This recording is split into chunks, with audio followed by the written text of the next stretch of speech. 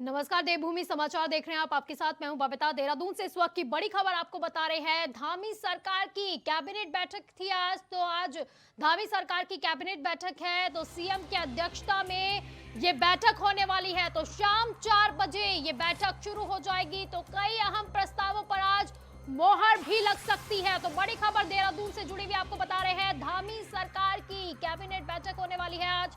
तो सीएम की अध्यक्षता में ये कैबिनेट बैठक होने वाली है। तो शाम 4 बजे ये बैठक शुरू होगी। तो वहीं कई प्रस्तावों पर आज मोहर भी लग सकती है। तो आंदोलनकारियों को 10% आरक्षण, क्षैतिज आरक्षण को लेकर भी आज मोहर लग सकती है। इस पर भी चर्चा हो सकती है। तो कई अहम मुद्दे रहने वाले हैं जिस पर चर्चा हो सकती है और कई अहम प्रस्ताव भी होंगे जिस पर आज मोहर लग सकती है। तो बड़ी खबर आपको कैबिनेट बैठक से जुड़ी हुई बता रहे हैं। धामी सरकार की आज कैबिनेट बैठक है। तो सीएम पुष्कर सिंह धामी की अध्यक्षता में ये कैबिनेट बैठक होगी।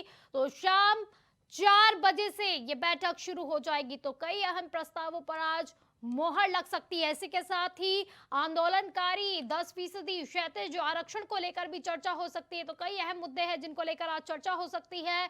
तो कई प्रस्तावों पर आज मोहर भी लग सकती है। तो धामी सरकार की कैबिनेट बैठक है आज। तो शाम 4 बजे ये बैठक शुरू हो जाएगी। तो इसी पर ज्यादा जानकारी के लिए सौरभ हमारे साथ जुड़ गए, हमारे संवाददाता। सौरभ, धामी सरकार की कैबिनेट बैठक है आज, इससे पहले भी बैठकें हुई थी और क्या कुछ इस बार प्रस्ताव है जिन पर मोहर लग सकती है, क्या कुछ खबर? देख देखिए 16 तारीख की जो कैबिनेट बैठक हुई थी उसमें लगभग जो है 29 प्रस्ताव पर मोहर लगी थी। आज लगभग आधा दर्जन से ज़्यादा ऐसे प्रस्ताव हैं जो विधानसभा सत्र को संबंधित होंगे। इसके साथ ही क्षैतिज आरक्षण जिसकी लगातार जो है मांग उठ रही थी उस पर जो आज चर्चा होनी है। लगातार जो है सरकार की तरफ से न्याय विभाग और कार्मिक विभाग को निर्देश दिए गए थे कि क्षैतिज आरक्षण पर जो है अपनी तैयारियाँ पूरी कर ले, जिससे आंदोलनकारियों के मुद्दे पर जो है सरकार ठोस फैसला ले सके। इसके साथ ही जो विधानसभा में आने वाले तमाम प्रस्ताव हैं जो विधानसभा के पटल पर रखे जाने, उस पर आज जो मंथन होगा। अनुपूरक बजट को लेकर जो है यहाँ पर मंथन हो सकता है, चर्चा हो सकती है कैबिनेट में। ऐसे तमाम बिंदु हैं जिन पर जो है सरकार आज जो है चर्चा करेगी, जिसके बाद जो है विधानसभा सत्र के पटल पर भी दिखाई देंगे। जी सौरभ, क्योंकि इससे पहले भी जब कैबिनेट बैठक हुई थी तो सीएम धामी और जब चर्चा कर रहे थे इस पर, तो क्षैतिज को लेकर ही, क्योंकि आंदोलनकारी जो क्षैतिज आरक्षण है इसको लेकर ही चर्चा चल रही थी और अब दोबारा से चर्चा हो रही है इसी पर। देखिए जो प्रस्ताव जो है कैबिनेट बैठक में आते हैं उनको जो है पुनर्विचार के लिए बाकायदा जो है अगर सरकार उस पर डिसाइड करती है तो जाहिर सी बात है कि उनका आना लाजमी बन जाता है। वही जो है क्षैतिज आरक्षण की मांग थी जिस पर जो है सरकार ने जो है इस पर चर्चा जरूर की थी, लेकिन उस पर कोई जो है ठोस कोई निर्णय नहीं हो पाया था। अब जो है सरकार ने अधिकारियों को निर्देश दिए जिसके बाद जो निर्णय होता हुआ दिखाई भी दे रहा है। जी ठीक है, आप हमारे साथ बने रहिए, मैं दोबारा आपके पास लौटूंगी। तो आज कैबिनेट बैठक होने वाली है। तो शाम 4 बजे ये बैठक शुरू हो जाएगी। तो कई अहम प्रस्तावों पर आज मोहर लग सकती है। तो आज कैबिनेट बैठक है। तो सीएम पुष्कर सिंह धामी की अध्यक्षता में ये बैठक होने वाली है। तो शाम 4 बजे ये बैठक शुरू हो जाएगी। तो कई अहम प्रस्तावों पर आज मोहर भी लग सकती है। तो वहीं आंदोलनकारी क्षैतिज आरक्षण को लेकर भी, क्योंकि पिछली कैबिनेट बैठक में भी ये चर्चा हुई थी, काफी चर्चा का ये विषय रहा था और इस बार भी कैबिनेट बैठक में इसी को लेकर चर्चा होने वाली है और कहा जा रहा है इसको लेकर भी बड़ा निर्णय लिया जा सकता है और कई अहम, इसी के साथ ही कई अहम प्रस्तावों पर भी आज मोहर लग सकती है। तो वहीं मुख्यमंत्री पुष्कर सिंह धामी की धमक हिमाचल चुनाव के बाद अब दिल्ली में भी देखने को मिल रही है। तो राष्ट्रीय राजधानी दिल्ली में मुख्यमंत्री पुष्कर सिंह धामी बतौर स्टार प्रचारक भाजपा के लिए प्रचार में उतर गए हैं। तो रविवार को मुख्यमंत्री धामी ने एक जबरदस्त रोड शो किया है, इसकी शुरुआत कर दी गई है। तो तस्वीरें आपको वहीं की दिखा रहे हैं। तो इससे पहले हिमाचल विधानसभा चुनाव में मुख्यमंत्री पुष्कर सिंह धामी शिमला, सिरमौर, पांवटा साहिब और नाहन समेत 1 दर्जन से ज्यादा सीटों पर जनसभा और चुनावी रैलियां भी कर चुके हैं। तो दोबारा से वो दिल्ली में आए। तो दिल्ली में अब सीएम धामी का जलवा देखने को मिल रहा है। तो आपको तस्वीरें दिखा रहे हैं किस तरह से उनकी इस रैली में हुजूम उमड़ पड़ा है। सभी लोग उनका स्वागत करते हुए नजर आ रहे हैं। दिल्ली की जनता दिल खोलकर सीएम धामी का किस तरह से स्वागत कर रही है, तो तस्वीरें आपको दिखा रहे हैं। तो एमसीडी चुनावों को लेकर सीएम धामी दिल्ली पहुंचे हैं। तो ये रोड शो किया जा रहा है। तो एमसीडी चुनाव आने वाले हैं, तो इसी को लेकर बीजेपी भी काफी ज्यादा सक्रिय नजर आ रही है, काफी तैयारियां कर रही है, रणनीतियां तैयार की जा रही है। तो इसी को लेकर जो है सीएम पुष्कर सिंह धामी दिल्ली पहुंचे हैं। इसी पर ज्यादा जानकारी के लिए सौरभ हमारे साथ जुड़े हुए हैं। सौरभ, क्योंकि जिस तरह से देखा गया था हिमाचल में भी एक जलवा देखने को मिला था सीएम धामी का, तो वहीं अब दिल्ली में फिर से एक बार जलवा बिखेरने के लिए आए हैं सीएम धामी। बिल्कुल, देखिए हिमाचल में हमने देखा था विधानसभा चुनाव के दौरान मुख्यमंत्री पुष्कर सिंह धामी खासे सक्रिय दिखाई दिए थे। बाकायदा जो तमाम जनसभाएं रोड शो तक किए थे प्रत्याशियों के पक्ष में। अब एक बार फिर जो है पार्टी हाईकमान के द्वारा मुख्यमंत्री पुष्कर सिंह धामी को स्टार प्रचारक के रूप में दिल्ली की सड़कों पर उतारा गया है। बाकायदा जो है मुख्यमंत्री पुष्कर सिंह धामी ने जगह जगह जाकर प्रचार किया, रोड शो किया। एमसीडी में जो है अपना कब्जा जमाने के लिए एक बार फिर बीजेपी ने कमर कसी हुई है, जिसको लेकर जो पुष्कर सिंह धामी को दिल्ली में भी जो है प्रचार करने के लिए कहा गया था। आपको बता दूं कि उत्तराखंड के प्रवासी जो है लाखों की संख्या में दिल्ली में रह रहे हैं, जिनको लेकर जो है बाकायदा उत्तराखंड से सरकार के द्वारा जो है यानी कि मुख्यमंत्री पुष्कर सिंह धामी को जो है जिम्मा दिया है कि उन लोगों को वोट में कन्वर्ट किया जाए। इन तमाम चीज़ों के मद्देनज़र जो मुख्यमंत्री पुष्कर सिंह धामी ने उन जगहों पर जो चुनाव प्रचार सबसे ज़्यादा किया है जहाँ पर जो है उत्तराखंड बाहुल्य क्षेत्र है या जहाँ पर जो प्रवासी उत्तराखंडी रहते हैं। जी जी, दिल्ली में क्योंकि रोड शो चल रहा है, तो कहाँ से कहाँ तक ये रोड शो निकाला जाएगा, इसको लेकर क्या कुछ जानकारी है आपके पास और कितनी संख्या में लोग उनके साथ जुड़ सकते हैं, इसको लेकर कुछ जानकारी है आपके पास? देखिए, बीते रोज़ की बात है, कल देर शाम तक जो है मुख्यमंत्री पुष्कर सिंह धामी ने जो है रोड शो निकाला था। तमाम जो है लोग वहाँ पर मौजूद थे, जनसैलाब उमड़ा था। वहाँ पर जो है स्थानीय सांसद मौजूद रहे, क्षेत्रीय सांसद मौजूद रहे, विधायक मौजूद रहे, तमाम जो है लोग वहाँ के मौजूद रहे, जिनके द्वारा जो है मुख्यमंत्री पुष्कर सिंह धामी की अगुवाई में जो है रोड शो किया। तमाम जो है लोग वहाँ पे प्रत्याशी मौजूद थे, हज़ारों की संख्या में लोग वहाँ पर थे, जो साफ दिखाता है कि मुख्यमंत्री पुष्कर सिंह धामी का उत्तराखंड प्रवासियों में जो है कितना वर्चस्व है और किस तरीके से जो है वो चुनाव प्रचार में एक गति लाने का काम कर रहे हैं। जी तो क्या अगर मिनट टू मिनट कार्यक्रम की बात की जाए तो क्या कुछ कार्यक्रम रहने वाला है, रोड शो के अलावा क्या कुछ कार्यक्रम है उनका? देखिए, ये पुष्कर सिंह धामी का कल देर शाम का कार्यक्रम था। आज मुख्यमंत्री पुष्कर सिंह धामी देहरादून में है। बाकायदा जो है तमाम जो बैठकें उनके द्वारा की जा रही है। इसके साथ ही जो 4 बजे आज शाम को जो कैबिनेट बैठक होनी है। जी चलिए, बहुत बहुत शुक्रिया आपका इन तमाम जानकारी के लिए। तो एमसीडी चुनावों को लेकर तैयारियों में है बीजेपी और अब सीएम पुष्कर सिंह धामी खुद रोड शो करने के लिए पहुंचे हैं माफ कीजिए दिल्ली में। तो वही एक जलवा देखने को मिला सीएम पुष्कर सिंह धामी का। चलिए बढ़ते अगली खबर की ओर जो दिल्ली से आ रही है, जहां पर दिल्ली के छावला केस मामले में उपराज्यपाल दिल्ली ने पुनर्विचार याचिका को मंजूरी दे दी है, जिसके बाद सुप्रीम कोर्ट ने पुनर्विचार याचिका दाखिल होगी। तो इस मामले में उत्तराखंड के पूर्व मुख्यमंत्री त्रिवेंद्र सिंह रावत ने कहा कि पुनर्विचार याचिका मंजूर होने के पीछे उत्तराखंड के राज्यसभा सांसद अनिल बलूनी का विशेष योगदान है, क्योंकि उन्होंने 18 नवंबर को पीड़ित परिवार के साथ उपराज्यपाल से मुलाकात की थी और मजबूती के साथ पीड़ित परिवार का पक्ष भी रखा था।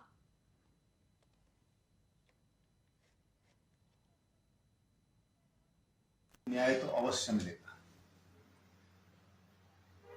क्योंकि हर कोई ये समझ रहा है, पूरा देश उस निर्णय से हतप्रभ है। ये आखिर क्या हो गया, आखिर उस लड़की की हत्या किसने की और उसको क्यों नहीं न्याय मिला।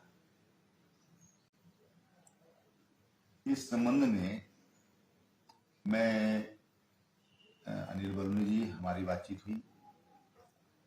मैं कुछ अधिवक्ताओं के साथ और जो लोग डॉक्टर बछेती, योगिता बयाना, जो शुरू से इस परिवार के साथ खड़े हैं। तो देहरादून से आपको ये बड़ी खबर बता रहे हैं, जहां पर छावला केस में पुनर्विचार याचिका मंजूर कर ली गई है। तो सुप्रीम कोर्ट में ये याचिका दाखिल हुई थी और अब इस पर पुनर्विचार जो होना था याचिका, उसको मंजूर कर लिया गया है। तो अनिल बलूनी का विशेष योगदान बताया है त्रिवेंद्र सिंह रावत ने इस पे। तो सुप्रीम कोर्ट में ये याचिका दाखिल की गई थी और अब इसे मंजूरी दे दी गई है, इसको अब मंजूरी मिल गई है। तो उपराज्यपाल दिल्ली ने पुनर्विचार याचिका को मंजूर कर लिया है, जिसके बाद सुप्रीम कोर्ट में पुनर्विचार याचिका दाखिल होगी। तो इस मामले में उत्तराखंड के पूर्व मुख्यमंत्री त्रिवेंद्र सिंह रावत ने कहा कि पुनर्विचार याचिका मंजूर होने के पीछे उत्तराखंड के राज्यसभा सांसद अनिल बलूनी का विशेष योगदान है, क्योंकि उन्होंने 18 नवंबर को पीड़ित परिवार के साथ उपराज्यपाल से मुलाकात की थी। और मजबूती के साथ पीड़ित परिवार का पक्ष भी रखा था, जिसके बाद अब उन्हें मंजूरी मिली है और अब जल्द ही ये याचिका सुप्रीम कोर्ट में भी दाखिल कर दी जाएगी। तो बड़ी खबर दिल्ली के छावला केस पे मामले में अब उपराज्यपाल दिल्ली ने पुनर्विचार याचिका को मंजूर कर लिया है, जिसके बाद सुप्रीम कोर्ट ने पुनर्विचार याचिका अब पुनर्विचार जो याचिका उसमें दाखिल की जाएगी। तो इस मामले में उत्तराखंड के पूर्व मुख्यमंत्री त्रिवेंद्र सिंह रावत ने कहा कि पुनर्विचार याचिका मंजूर होने के पीछे उत्तराखंड के राज्यपाल सांसद अनिल बलूनी का विशेष योगदान है। तो इसी पर ज्यादा जानकारी के लिए सौरभ हमारे साथ जुड़ गए हैं। सौरभ, दिल्ली के छावला के इस मामले में उपराज्यपाल दिल्ली ने एक तरह से हरी झंडी दिखा दी, पुनर्विचार याचिका को मंजूर कर लिया है। बिल्कुल, देखिए जिस तरीके से जो है बाकायदा यहाँ पर मुख्यमंत्री पुष्कर सिंह धामी और जो है खुद सांसद अनिल बलूनी ने एक पैरवी की थी, जिसके बाद जो है दिल्ली के उपराज्यपाल ने इस बात को एक्सेप्ट किया और बाकायदा जो है पुनर्विचार याचिका में जाने की जो है मंजूरी देती है, जिसके बाद जो है उत्तराखंड की उस बेटी को न्याय की उम्मीद जताई जा रही है। बाकायदा मुख्यमंत्री पुष्कर सिंह धामी तो पहले से ही जो है अंकिता के पिता के साथ जो बातचीत कर रहे थे। बाकायदा जो है पीड़िता के पिता के साथ जब जो उनकी चर्चा हुई थी तो उन्होंने ये भी जरूर कहा था कि उनकी हर संभव मदद की जाएगी। केंद्रीय मंत्री किरण रिजिजू से जो उनकी बातचीत हुई, बाकायदा जो उनकी वकील से उनकी बातचीत हुई, सरकार ने हर संभव मदद देने का आश्वासन उन्होंने पूर्व में भी दिया था। और जब जो है कल मुख्यमंत्री पुष्कर सिंह धामी दिल्ली पहुंचे तो सभी पीड़ित के परिवार से जो उन्होंने मुलाकात करते हुए आश्वासन दिया, जिसके बाद जो है ये जो मंजूरी मिली है वो कहीं ना कहीं पीड़िता को न्याय दिलाने के लिए एक मील का पत्थर साबित होगी। जी, तो सुप्रीम कोर्ट में पुनर्विचार याचिका कब तक दाखिल कर दी जाएगी, इसके बारे में आपके पास क्या कुछ जानकारी है? देखिए, दिल्ली सरकार के अधिनियम पूरा मामला है। बाकायदा जो है मुख्यमंत्री पुष्कर सिंह धामी ने अपनी ओर से जो पहल करनी थी उसका नतीजा जो है दिखाई देने लगा है। बाकायदा जो है उपराज्यपाल ने मंजूरी दी है। इसके बाद जो है दिल्ली सरकार के द्वारा जो है पुनर्विचार याचिका में जाया जाएगा, जिसके बाद ही जो है पता लग सकता है कि आखिरकार जो है भविष्य में किस तरीके की आगे कार्रवाई होने जा रही है। बिल्कुल, पूर्व मुख्यमंत्री त्रिवेंद्र सिंह रावत को भी हमने सुना राज्यसभा सांसद की काफी तारीफ करते हुए वो नजर आए थे कि उन्होंने काफी विशेष योगदान दिया है 18 नवंबर को, क्योंकि पीड़ित परिवार के साथ वही उपराज्यपाल के पास पहुंचे थे और अब जो है उनको मंजूरी दे दी गई है।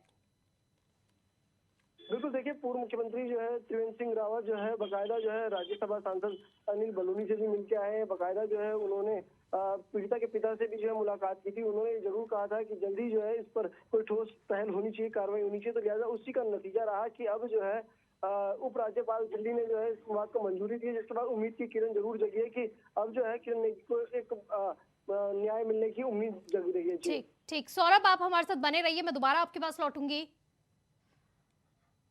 तो वहीं भाजपा में एमएलसी को लेकर बवाल के बाद अब कांग्रेस ने भी सरकार की मंशा और पार्टी के भीतर चल रही गुटबाजी पर अब चुटकी लेते हुए कहा कि सरकार पहले एसएलपी वापस लेने की बात करती है और बाद में दबाव पड़ने पर एसएलपी वापस लेने से इनकार भी कर देती है, जिससे ये साफ पता चलता है कि पार्टी के अंदर ही गुटबाजी कितनी चरम पर पहुंच गई है। तो देहरादून से आपको ये बड़ी खबर बता रहे हैं, एसएलपी मामले पर अब कांग्रेस विधायक ने चुटकी ली है।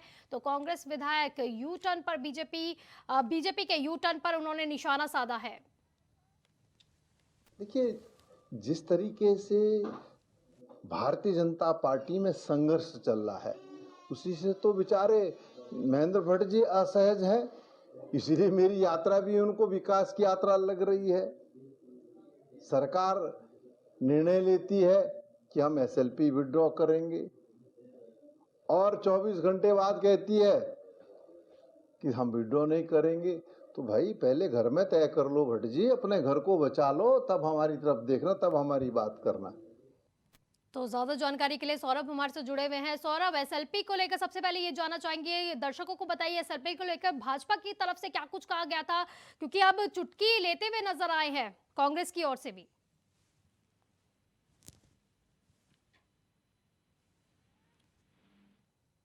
सौरभ, आप तक हमारी आवाज पहुंच पा रही है? तो भाजपा में एसएलपी को लेकर बवाल के बाद अब कांग्रेस ने भी सरकार की मंशा और पार्टी के अंदर चल रही गुटबाजी पर अब चुटकी ली है और कहा है कि सरकार पहले एसएलपी वापस लेने की बात करती है और बाद में दबाव पड़ने पर एसएलपी वापस लेने से इनकार भी कर देती है, जिससे ये साफ पता चलता है कि पार्टी के अंदर गुटबाजी कितने चरम पर पहुंच गई है।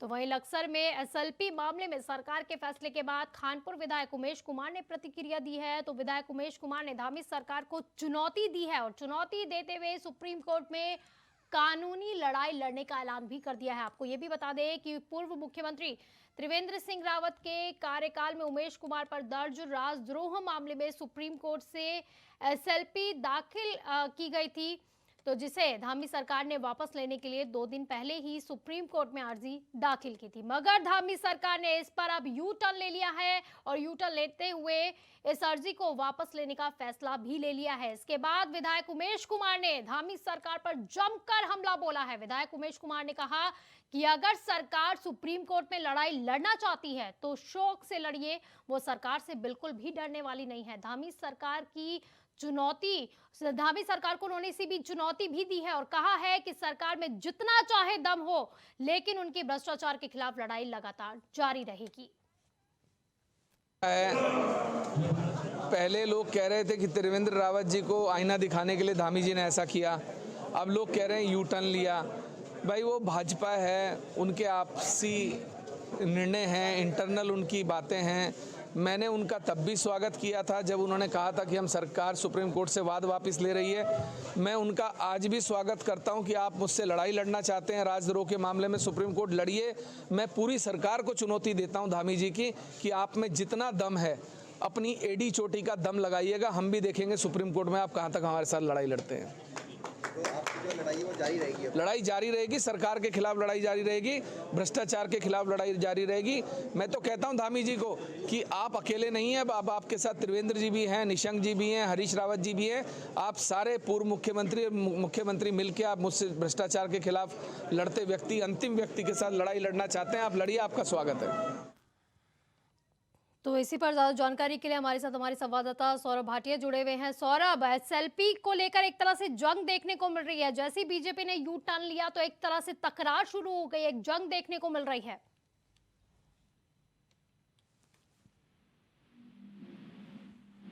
तो सौरभ, एक तरह से एमएलसी को लेकर जंग सी शुरू हो गई है, क्योंकि जैसे ही बीजेपी की तरफ से यू टर्न लिया गया तो इस पर अब विपक्षियों ने भी अपना एक तरह से राजनीति भुनाने की कोशिश की है और अब एक तरह से तकरार शुरू हो गई है इस पर।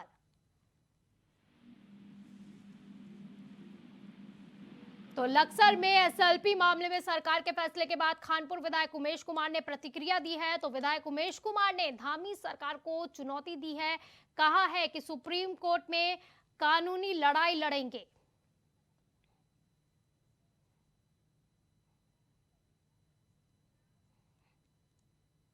तो वहीं कांग्रेस विधायक प्रीतम सिंह के प्रदर्शन के दौरान राजधानी देहरादून में उमड़ा जन सैलाब, तो पुलिस ने बैरिकेड लगाकर रुकवाने का प्रयास किया, लेकिन कांग्रेस कार्यकर्ताओं ने बैरिकेड तोड़कर सचिवालय के नजदीक धरना शुरू कर दिया है। तो इस खबर पर ज्यादा अपडेट दे रहे हैं हमारे सहयोगी सौरभ भाटिया।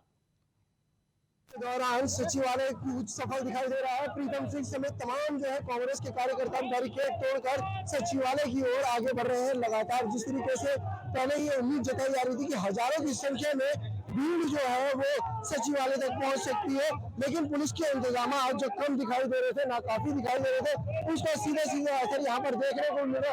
आप सीधी तस्वीरें देख सकते हैं कि किस तरीके से कांग्रेस के कार्यकर्ता पुलिस के साथ नोकझोंक कर रहे हैं। बाकायदा जो है धक्का मुक्की हो रही, तमाम कार्यकर्ता जो है अब सचिवालय की ओर आ रहे हैं। लगातार जो है बैरिकेड के ऊपर कार्यकर्ताओं का हुजूम उमड़ रहा था। लगातार जो इस बात को सामने लाया जा रहा था कि जो अंकिता हत्याकांड है उसकी सीबीआई जांच कराई जाए। इसके साथ ही जो और तमाम जो मुद्दे थे जिनको लेकर कहा जा रहा था कि तमाम मुद्दों पर सरकार काम करे, तमाम मुद्दों पर जो है बातचीत की जाए, लेकिन बेअसर जो है इनका जो पुलिस का जो इंतजाम था वो दिखाई दिया। लगातार कांग्रेस के कार्यकर्ता अब सचिवालय की ओर आगे बढ़ रहे हैं। इससे अंदाजा लगाया जा सकता है कि कांग्रेस के तमाम जो कार्यकर्ता है उनमें इस आंदोलन को लेकर कितना जोश है। कैमरामैन हर्ष के साथ में सौरभ भाटिया, इंडिया वॉइस देहरादून के दौरान।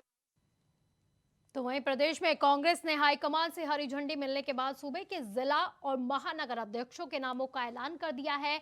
तो ये ऐलान प्रदेश कांग्रेस के उपाध्यक्ष ने किया है, जबकि पदाधिकारियों के नामों की सूची प्रदेश अध्यक्ष के हस्ताक्षर से जारी की गई है। तो नई सूची में अल्मोड़ा में भूपेंद्र सिंह भोज, जिला कांग्रेस कमेटी बागेश्वर में भगत सिंह डसीला और जिला कांग्रेस कमेटी डीडीहाट में मनोहर टोलिया और जिला कांग्रेस कमेटी चमोली में मुकेश नेगी, वहीं पर जिला कांग्रेस कमेटी पछुवादून में लक्ष्मी अग्रवाल, तो महानगर कांग्रेस कमेटी देहरादून में जसविंदर सिंह जो है गोगी, महानगर कांग्रेस कमेटी हरिद्वार में सतपाल ब्रह्मचारी, तो जिला कांग्रेस कमेटी हरिद्वार में राजीव चौधरी है।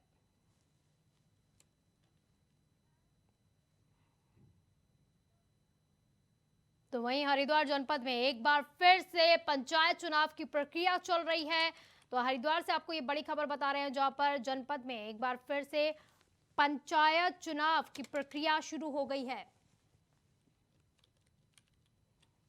तो आपको बता दें कि पिछले दिनों हुए पंचायत चुनावों में बीजेपी को जीत हासिल हुई थी।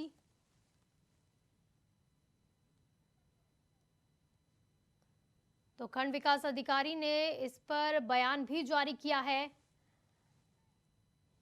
तो 97 सीटों पर अब इस बार चुनाव होने वाला है, यानी कि एक बार फिर से पंचायत चुनाव शुरू हो गए हैं। तो बुलेटिन में फिलहाल के लिए बस इतना ही। आप देखते रहिए इंडिया वॉइस। नमस्कार।